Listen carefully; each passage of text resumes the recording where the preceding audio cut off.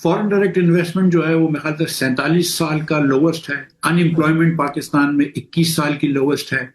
جو ابھی رپورٹ آئی ہے اس کے مطابق یہ پتہ چلا کہ 2014 سے 2024 کے درمیان اوسطاً پاکستانیوں کی آمدن جو ہے وہ کم ہو گئی ہے، اور قوت خرید اور قوت استعمال اور بھی کم ہو گئی ہے.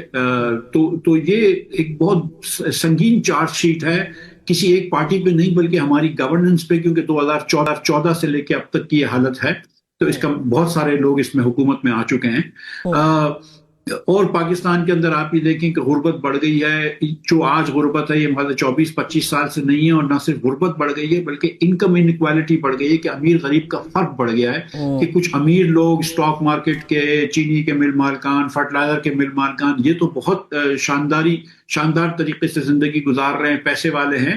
لیکن بہت سے ہمارے پاکستانی بھائی جو ہیں وہ ان کو نوکری نہیں مل رہی، ان کو اپنے بچوں کو کھانا نہیں دے پا رہے، تو وہ بڑی ابتر حالت میں ہیں. تو اور یو اے ای کے آپ نے جو بات کی، بالکل یہ تو ہے، لیکن یو اے ای کی جو آپ نے بات کی ہے کہ یہ $2 ارب جو ہے وہ ری اسکیجول کرنے کیے انہوں نے 2 مہینوں کے لیے، تو کیا یہ کوئی انٹرنیشنل پریشر بھی ہے؟ کیونکہ بہت کچھ الائنمنٹس کی بات ہو رہی ہے ریجن کے اندر، تو آپ کو اس معاملے پہ پاکستان کہاں سے پے کرے گا، اور کیا اس میں مزید ایکسٹینشن ہو سکتی ہے؟ اس کے اوپر کیا سیکیورٹی کنسرنز ہیں؟ اس کو اسٹریٹجیکلی دیکھا جا رہا ہے، کیا کہیں گے اس بارے میں آپ؟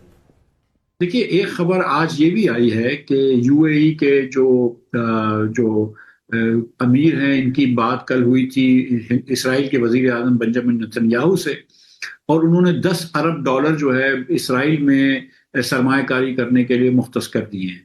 تو ایک یو اے ای اور اسرائیل کی قربت ہو گئی ہے، ہندوستان سے ان کی قربت ہے. ایک تھوڑا سا بلاک ادھر بن رہا ہے.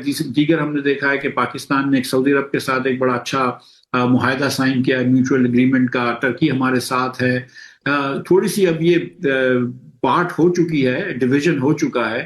تو ہم سعودی عرب اور ٹرکی وغیرہ کی الائنس میں زیادہ ہیں بنسبت یو اے ای کے، اور اس کا شاید اسی وجہ سے وہ 6.5% سود بھی مانگ رہے ہیں. اسی وجہ سے انہوں نے پہلے 1 مہینہ اور اب 2 مہینے کرے. اور ہو سکتا ہے کہ وزیر اعظم صاحب جو ہیں وہ قطر سے یہ کہیں کہ یار آپ 2 بلین ہم کو دے دیں تاکہ یو اے ای والے جو پیسے ہیں وہ واپس کر سکیں. مجھے نہیں پتا اس کا، لیکن یہ بالکل ظاہر ہے کہ افغانستان کے ایشو کے اوپر بھی ان کی یہ ملاقات بہت اہم ہے جو ہوئی ہے، اور وہ اچانک واشنگٹن سے قطر گئے. ایف ڈی آئی جو فورن ڈائریکٹ انویسٹمنٹ ہے وہ کیوں نہیں آ پا رہی؟ بہت سے ایم او یوز ہیں، یقین دہانیاں ہیں. رکاوٹ آپ کو بیسک رکاوٹ کیا نظر آ رہی ہے؟ بہن 2 مسائل ہیں. ایک تو یہ کہ پاکستان میں بجلی اور گیس بہت مہنگی ہے. تو خطے کے تمام جو ممالک ہیں ہمارے خطے میں، ہندوستان، نیپال، بنگلہ دیش، سری لنکا، ان سے بھی مہنگی ہے. اور جو ہمارے ممالک ہیں سمجھ لیجیے Vietnam, Cambodia, Malaysia, Thailand, Indonesia, ان سب سے بھی مہنگی ہے.